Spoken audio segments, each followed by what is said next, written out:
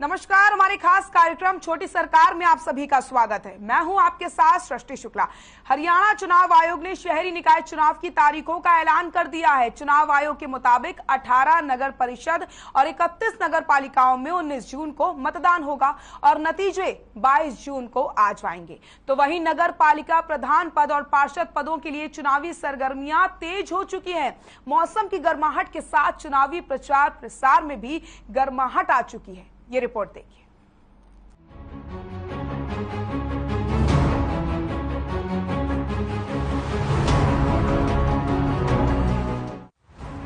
नगर पालिका बरवाला में 11 प्रत्याशी चुनाव मैदान चेयरमैन पद के लिए अपनी किस्मत आजमा रहे हैं। सभी प्रत्याशी मतदाताओं के पास पहुंचकर अपने अपने पक्ष में वोट देने की अपील कर रहे हैं, लेकिन मतदाता अपनी समस्या उनके सामने रखते हैं और उनका समाधान करवाने के लिए आश्वासन जुटा रहे हैं। हमारी टीम ने नगर पालिका बरवाला के वार्ड नंबर 1 का दौरा किया तो पाया कि वहां पर समस्याओं का अंबार लगा है। नगर पालिका चुनाव बरवाला के दौरान हर खबर की टीम ने आज वार्ड नंबर 1 का दौरा किया। लोगों से बातचीत की तो सामने आया कि वार्ड नंबर 1 में आज भी समस्याओं का अंबार लगा हुआ है। सड़कें ऊंची कर दी गई हैं और गलियां नीची हैं, जिसकी वजह से पानी की निकासी नहीं हो रही। मतदाताओं का कहना है कि पीछे के जो पार्षद रहे हैं या चेयरमैन रहे हैं, उन्होंने काम करवाए लेकिन सिस्टम से काम नहीं हुए, जिसकी वजह से आज भी समस्याएं ज्यों की त्यों हैं।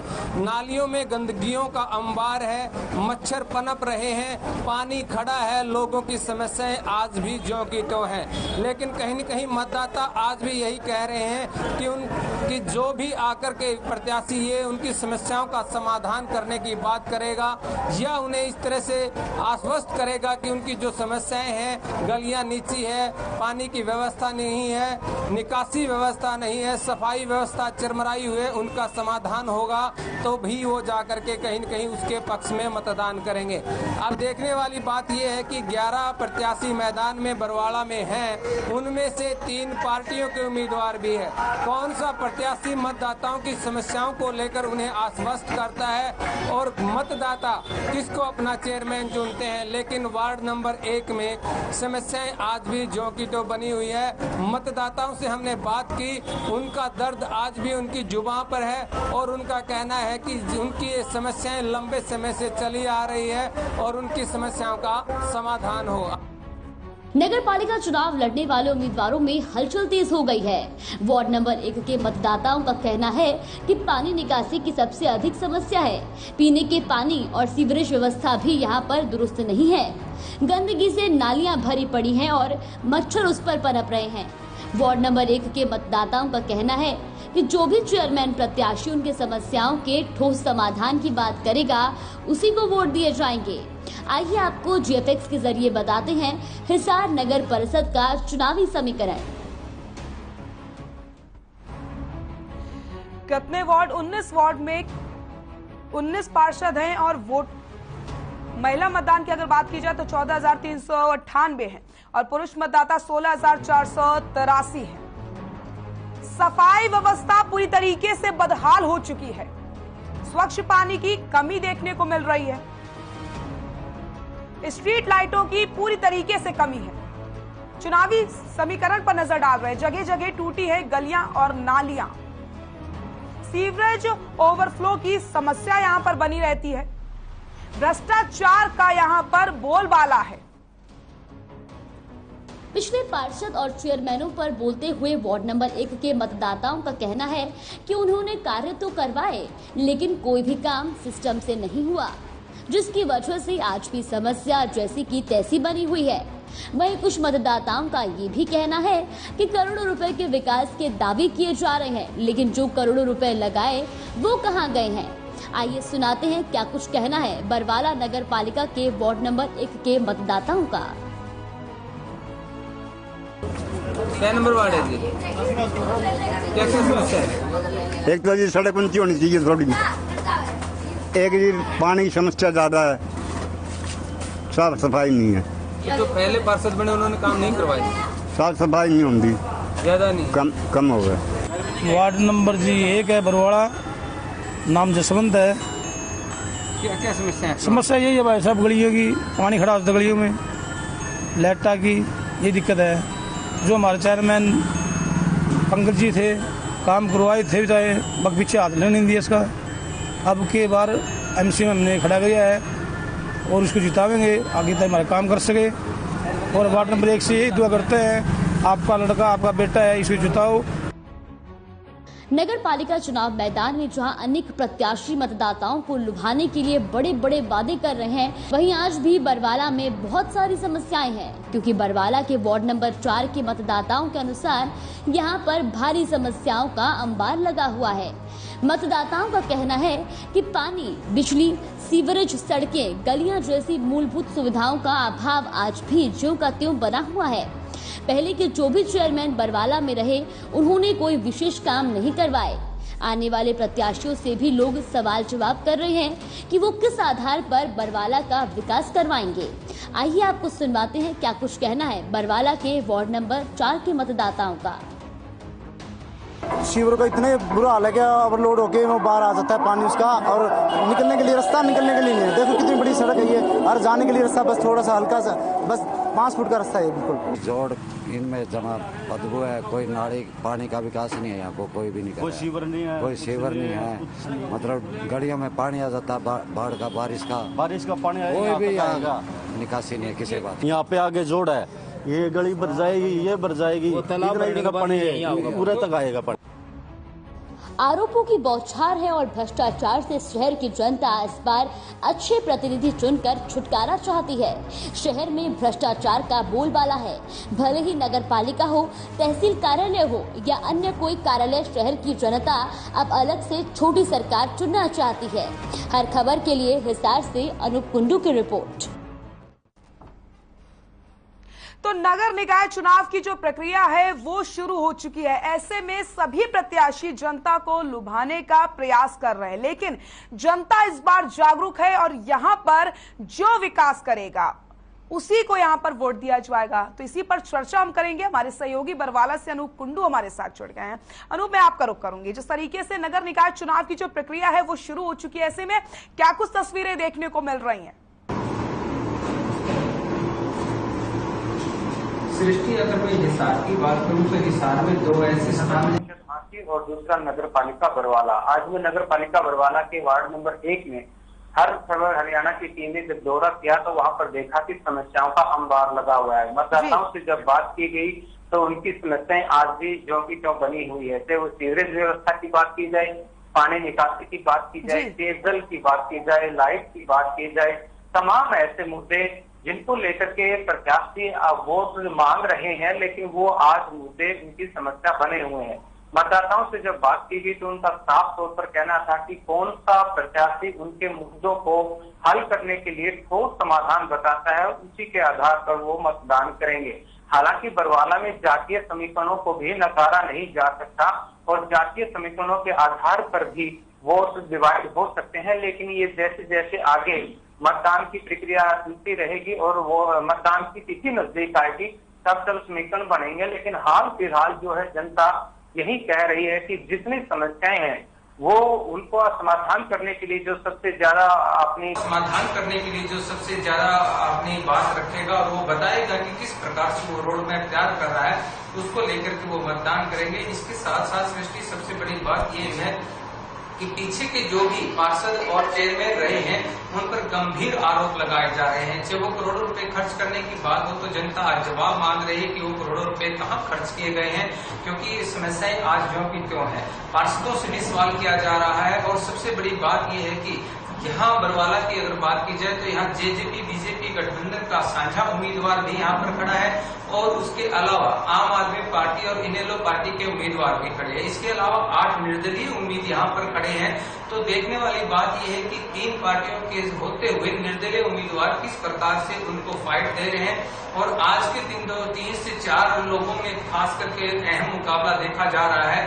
जो ऊपर के 4 कैंडिडेट जो अपने चुनाव को लगातार आगे बढ़ा रहे हैं, उनको भी ये देखना पड़ेगा कि जिस प्रकार से वो जनता के विश्वास को जीत पाते हैं और जो मुद्दे जनता के आज के दिन है उनको किस प्रकार से वो हल करवाएंगे। सृष्टि, बिल्कुल अनूप, देखिए यहाँ पर 22 जून को जिस तरीके से नतीजे आने हैं, ऐसे में जो प्रक्रिया है वो तो शुरू हो चुकी है और जनता को लुभाने का यहाँ पर पूरी तरीके से प्रयास भी किया जा रहा है। लेकिन अनूप, जो तस्वीरें हम देख रहे हैं यहाँ पर टीवी में, जो तस्वीरें चल रही हैं, जनता भी देख रही होगी, बड़ी हैरान कर देने वाली ये तस्वीरें हैं, क्योंकि नालियों में पानी भरा पड़ा है, मच्छर कीड़े पनप रहे हैं, सड़कें पूरी तरीके से टूटी हुई हैं, लोगों को पानी नहीं मिल पा रहा है, सफाई व्यवस्था पूरी तरीके से चरमरा गई। और अगर हम बात करते हैं भ्रष्टाचार की, तो यहाँ पर ये एक प्रमुख समस्या है।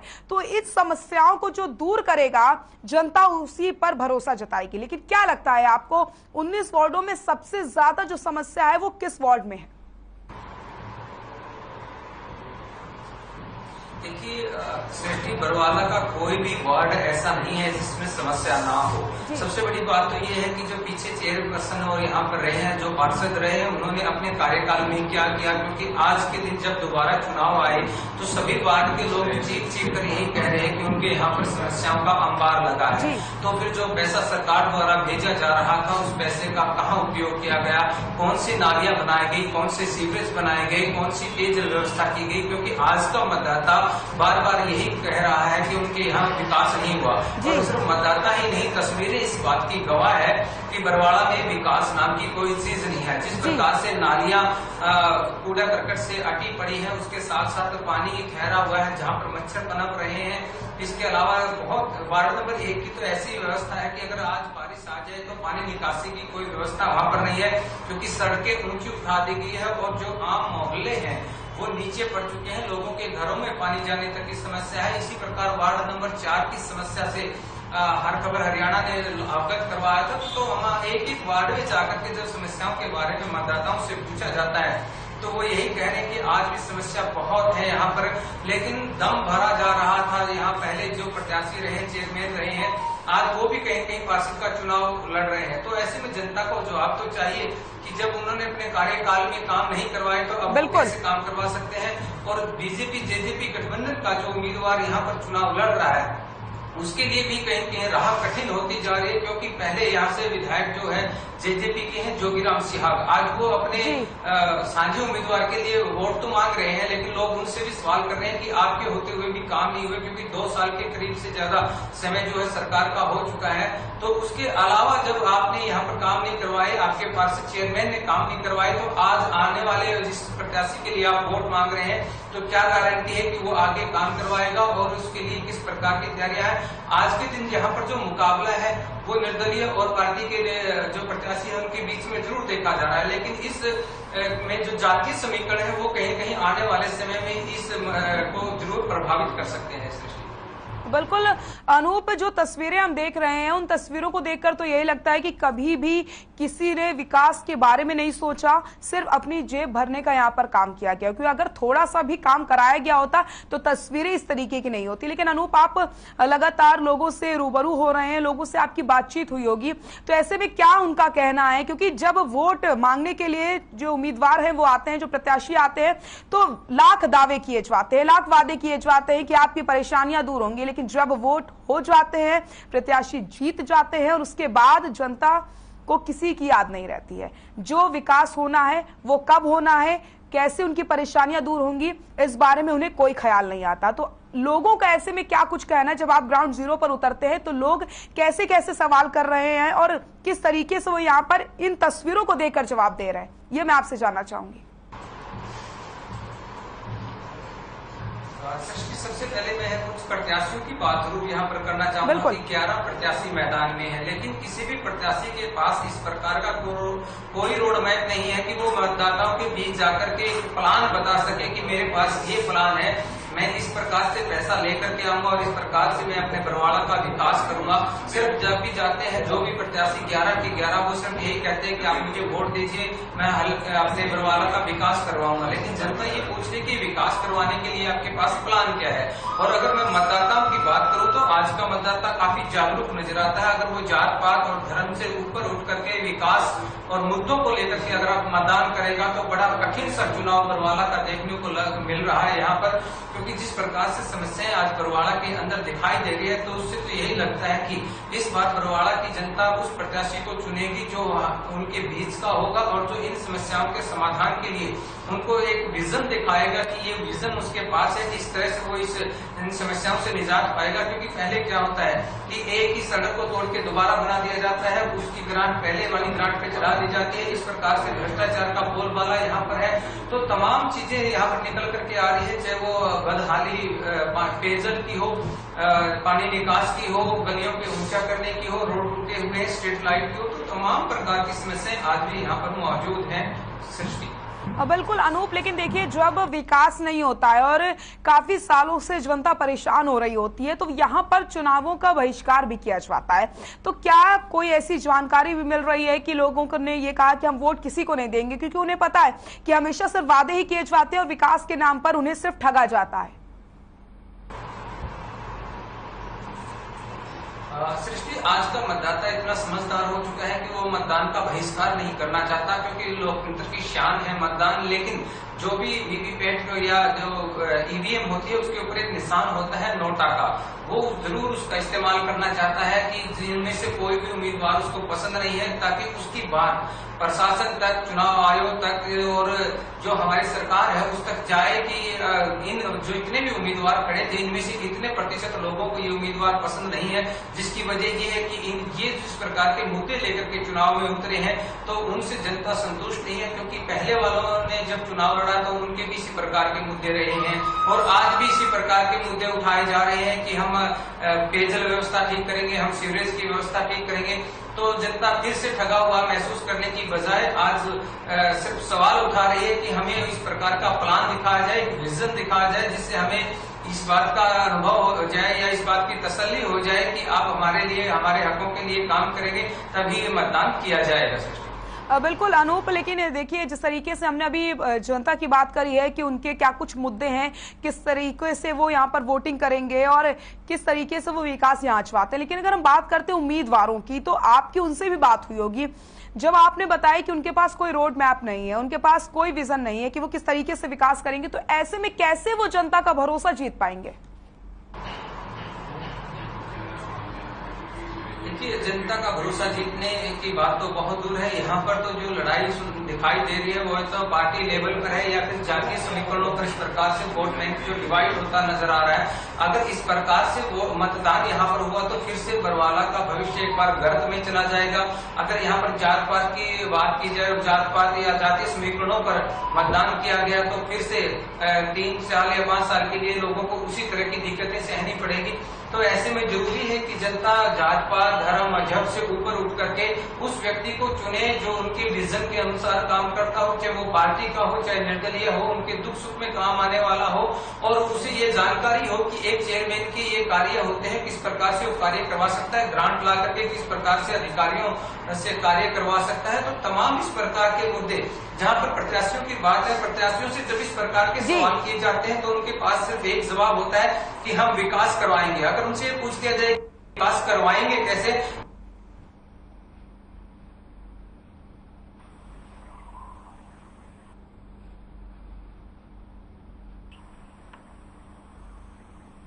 बिल्कुल अनूप, बिल्कुल सही कहा आपने। यहाँ पर जिस तरीके से उम्मीदवारों से जब बात की जाती है तो उनके पास कोई जवाब नहीं होता, सिर्फ और सिर्फ उनके पास वादे होते हैं, वो झूठे वादे होते हैं जो उन्हें अपना भरोसा जुटाने में करने होते हैं, लेकिन बाद में विकास यहाँ पर कहीं नजर नहीं आता है। तो कहीं ना कहीं इस बार भी हम ये कह सकते हैं कि बरवाला में जाति समीकरण विकास को एक बार फिर से खा जाएगा और बरवाला की जो जनता है वो फिर से 5 साल के लिए विकास के लिए तरस जाएगी अगर यहां पर मुद्दों को नहीं समझा गया। लेकिन हर खबर के जो सहयोगी हैं, जो रिपोर्टर हैं, वो लगातार ग्राउंड जीरो पर जा रहे हैं, लोगों की परेशानियों को जानने की यहां पर कोशिश कर रहे हैं और यहां पर किस तरीके का विकास हुआ है पिछले सालों में वो आप इन तस्वीरों में देखिए।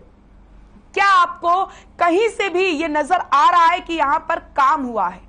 ये गंदी नालियां, टूटी हुई सड़कें, स्वच्छ पानी लोगों को नसीब नहीं हो रहा है, पीने का पानी यहां पर लोगों को नहीं मिल रहा है, रोज हादसे होते हैं, बीमारियां फैल रही हैं।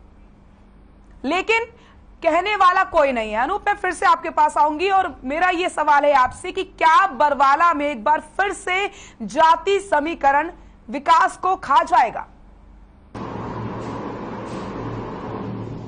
बिल्कुल सृष्टि, लगता है इसी बात को लेकर के बरवाड़ा की जनता भी चिंतित है, क्योंकि जिस प्रकार से यहाँ पर समस्याएं हैं उनको देखते हुए तो नहीं लगता कि कोई प्रत्याशी उनकी बातों पर या अपने वादों पर खरा उतरेगा। और अगर जातीय समीकरण यहाँ पर बनते हुए नजर आए, जैसे जैसे मतदान की तिथि आएगी तो कहीं कहीं भाई भतीजावाद और जातीय समीकरण हावी हो जाते हैं। अगर इस बार भी बरवाड़ा में ऐसा हुआ तो जरूर बरवाड़ा के विकास को जातीय समीकरण खा जाएंगे और फिर से 5 साल के लिए जो बरवाड़ा की जनता है उसको इसी प्रकार से नरक भरी जिंदगी जीने के लिए मजबूर होना पड़ेगा। और कहीं न कहीं इसकी जिम्मेवार फिर वो आम मतदाता और आम लोग होंगे जो इस प्रकार से जातीय समीकरणों या भाई भतीजावाद में बहकर के मतदान करेंगे। और अगर ऐसा होता है तो फिर से उन्हें विकास के लिए सिर्फ राह ताकनी पड़ेगी और 5 साल बाद फिर इसी प्रकार के चुनाव होंगे तो उसमें लोग देखेंगे कि और वो अपने मुद्दे उठाएंगे, लेकिन किसी समस्या का समाधान नहीं हो पाएगा, सिर्फ भ्रष्टाचार का बोलबाला होगा, समस्याएं ज्यों की त्यों बनी रहेंगी। बिल्कुल अनु, बिल्कुल सही कहा आपने। यहाँ पर जनता को जागरूक होना पड़ेगा और अगर उन्हें विकास चाहिए तो उन्हें मुद्दे समझने होंगे, ना कि जाति समीकरण पर ध्यान देना होगा। अनूप, जाते मैं आपसे ये सवाल करना चाहूंगी कि जिस तरीके से हम ये तस्वीरें देख रहे हैं उससे तो साफ पता चलता है कि यहाँ पर किसी भी प्रकार का कोई विकास नहीं हुआ। तो आम जनता से आप क्या कहना चाहते हैं, क्योंकि आप लगातार ग्राउंड जीरो पर रहते हैं, जनता से रूबरू होते रहते हैं? सृष्टि, हर खबर हरियाणा की ओर से हम जनता से यही अनुरोध करना चाहते हैं कि देखिए, मतदान आपका अधिकार है और 100% मतदान कीजिए, लेकिन जो मुद्दे आज के दिन आपके हैं उन मुद्दों को मद्देनजर रखिए और इन चीजों को भूल जाइए कि कोई आपकी जाति का है, कोई आपके धर्म का है, कोई आपके भाई का है। अगर आप इस भावना में बह करके अपना मतदान करेंगे तो फिर से इसका खामियाजा आपकी आने वाली पीढ़ियों को भी भुगतना पड़ेगा। आप अपना मतदान 100% करें और मतदान मुद्दों के आधार पर करें ताकि आने वाली समस्याएं आपके सामने इस प्रकार से पहाड़ बनकर खड़ी ना हो। बिल्कुल अनु, बहुत बहुत शुक्रिया आपका तमाम जानकारी के लिए। हम एक बार फिर से आपके पास आएंगे और फिर जानकारियां लेंगे। तो हम बात कर रहे हैं जिस तरीके से छोटी सरकार की, तो नगर निकाय चुनावों की जो प्रक्रिया है वो लगातार जारी है। ऐसे में जो उम्मीदवार हैं वो लगातार जनता को लुभाने का प्रयास करें, लेकिन आपको एक बार फिर से हम दिखाते हैं कि बरवाला में क्या कुछ परेशानियां हैं ग्राफिक्स के माध्यम से। वार्ड 19 है, पार्षद 19 है, 30,841 यहां पर वोटर हैं। महिला मतदाता 14,398 हैं और पुरुष मतदाता 16,483 हैं। बड़ी बात यह कि सफाई व्यवस्था पूरी तरीके से बदहाल हो चुकी है। यहां पर स्वच्छ पानी लोगों को नसीब नहीं हो रहा। स्ट्रीट लाइटों की पूरी तरीके से कमी आ गई है और जगह जगह जो गलियां हैं, जो नालियां हैं, वो टूटी पड़ी हैं। सीवरेज ओवरफ्लो की समस्या लगातार बनी हुई है। भ्रष्टाचार का बोलबाला यहां पर देखने को मिल रहा है। तो देखा आपने किस तरीके से यहां पर परेशानियां हैं और बरवाला की जनता इस बार अगर विकास चाहती है तो जनता को जाति समीकरण को भूलना होगा और विकास के नाम पर अगर आपको वोट देना है तो उसी पार्षद को आप उसी उम्मीदवार को चुने जो यहां पर विकास कराए, क्योंकि जो तस्वीरें आपने देखी उन तस्वीरों में साफ पता चलता है कि आपसे जो वादे किए गए थे वो सारे खोखले थे और विकास के नाम पर सीधा आपको ठगा गया था। छोटी सरकार में फिलहाल के लिए इतना ही। नमस्कार।